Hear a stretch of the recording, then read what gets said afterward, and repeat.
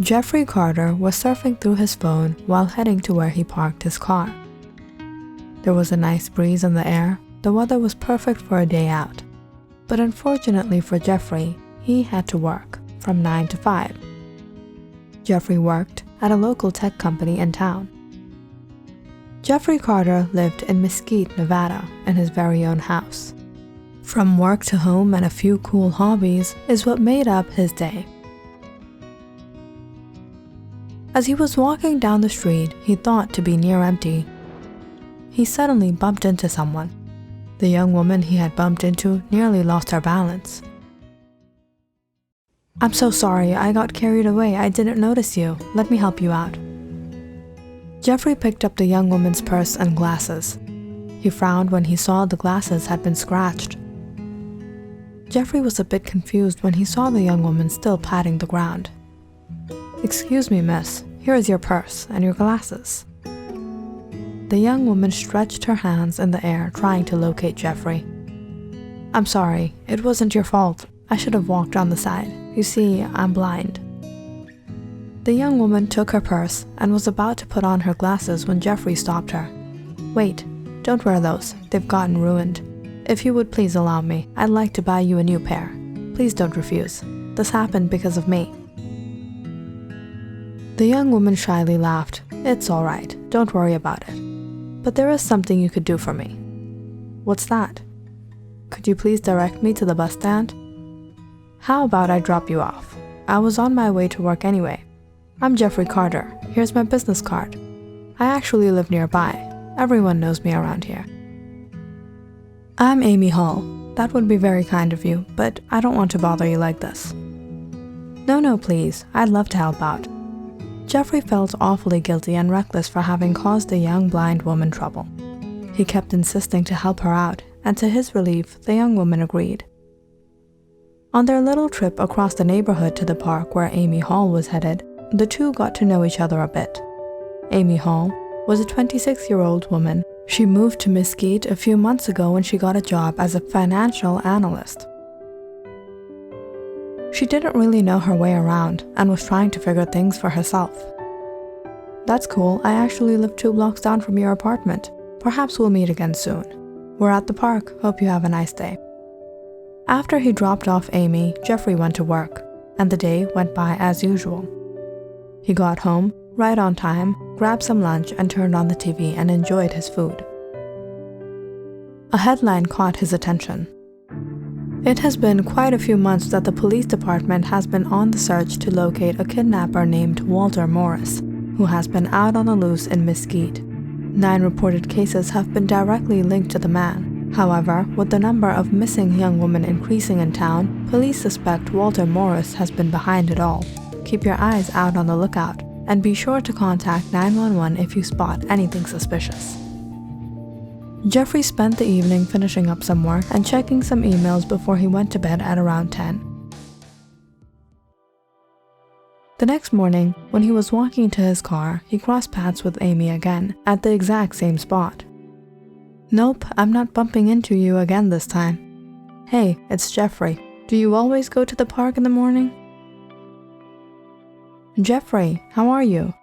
"Well, yes, I actually do. And I'm assuming this is the route you take every morning as well." "Come on, I'll drop you off." Over the next week, Jeffrey and Amy met each morning. Every drive led them to know a little more about each other until they became quite good friends. It was one afternoon when Amy and Jeffrey planned to get lunch together that Jeffrey surprised her with a gift. "What's this?" "Check it out yourself." Amy ripped the box and took out the gift, feeling it in her hands. "Aw, Jeffrey, you didn't have to. You got me a new pair of glasses?" "They're not just any glasses. They're smart glasses. I designed them myself. They'll help direct your way. Let me know how you like it in a few days." "This is so cool. Thanks." "Don't mention it. That's what friends are for." Jeffrey and Amy started to spend a lot of time together. Jeffrey was quite the intelligent man. He was very skilled at his job and could be very informative when it came to technology. Amy was impressed by Jeffrey's personality.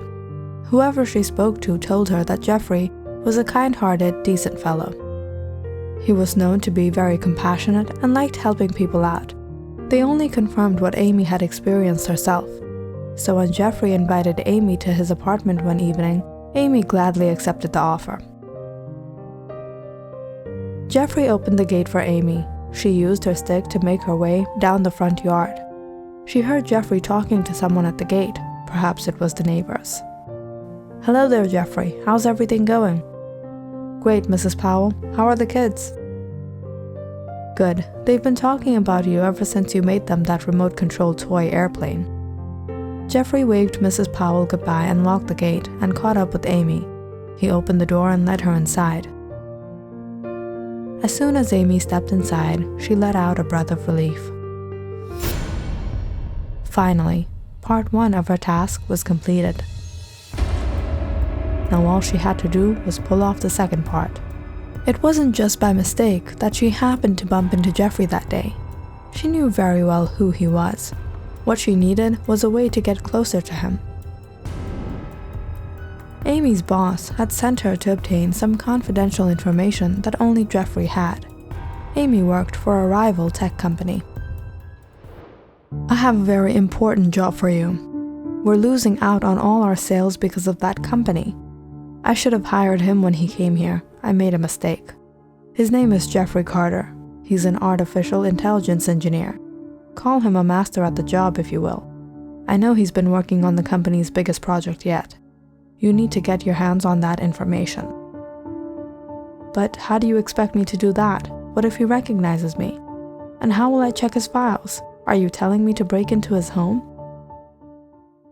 "No, there are easier ways, Bianca. Do it however you can. People say he's a soft-hearted guy, but he's really only a gullible, innocent fool. It won't be difficult to manipulate him. Dress up blind or something, and gain his sympathy, and in the process, his friendship. It might take a few weeks, but eventually he'll invite you to his house. It's just a matter of wordplay and games. You'll have to figure out how to manipulate him. Get your hands on his laptop, his files, his desk, check everything. And if you can bring it to me successfully, how about I raise your pay?" "All right, I'll see what I can do."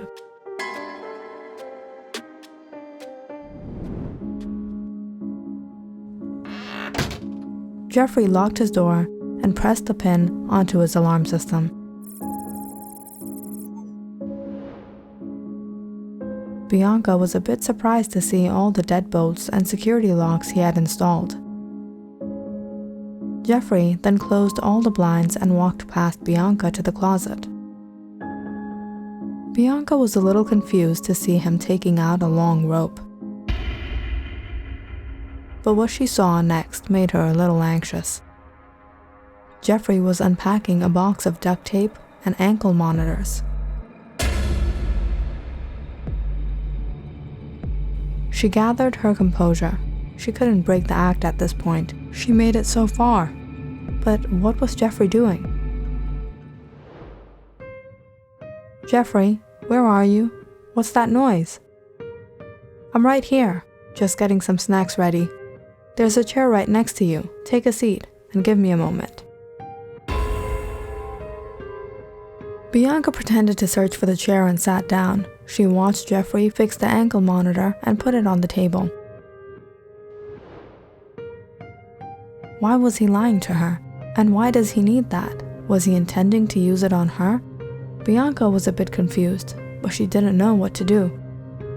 After gathering the things, Jeffrey took them downstairs. Within minutes, he returned back, and what Bianca saw made her start to panic. Jeffrey was putting on some gloves. He was wearing a water-resistant coat. "I'm sorry for keeping you waiting, but everything's ready now. Come on, I'll take you downstairs to my lounge. Do you know how to play pool? I have a table down there." Bianca intentionally got hold of Jeffrey's coat. She behaved as if she didn't understand what it was. "What are you wearing, Jeffrey?" she asked nervously. "My apron, silly. What did you think?" "This doesn't feel like an apron." Jeffrey chuckled as he took Bianca down the stairs to his basement. Bianca's heartbeat raised. Jeffrey's tone was off. She knew he was lying to her. Jeffrey and Bianca reach the bottom step.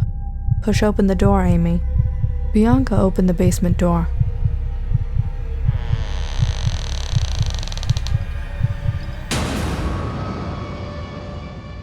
Her heart sank when she caught a glimpse of what was inside. She froze in her tracks. This was no home of an innocent, hard-working AI engineer. It was the home of a despicable human being, a kidnapper, an abductor, or maybe even worse. If Bianca went along with her plan, or with whatever Jeffrey had planned, she didn't know if she could make it out of here after that. She turned around and was horrified to see Jeffrey fiddling with a knife in his hand, unaware that Bianca wasn't blind at all. "Jeffrey, I need you to lead me in. Why don't you go inside first?" Jeffrey chuckled. He put the knife into his waist belt. "Sure," he said, and he pulled Bianca's hand as he stepped inside the basement.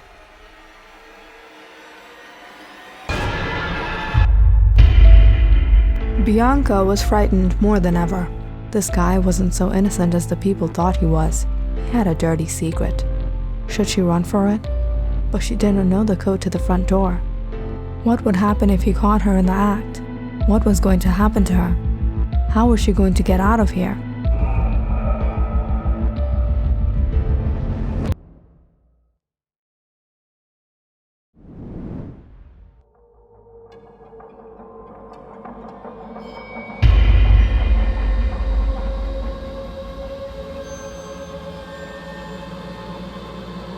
"Hey Jeffrey, you want to come play ball with us?" "Sure, kiddo."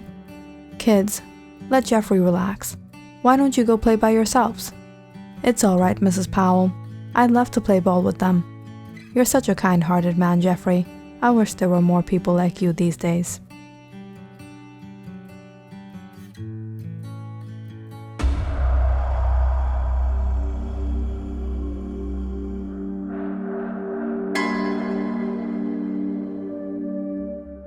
Click on the subscribe button and check out more awesome videos on our channel.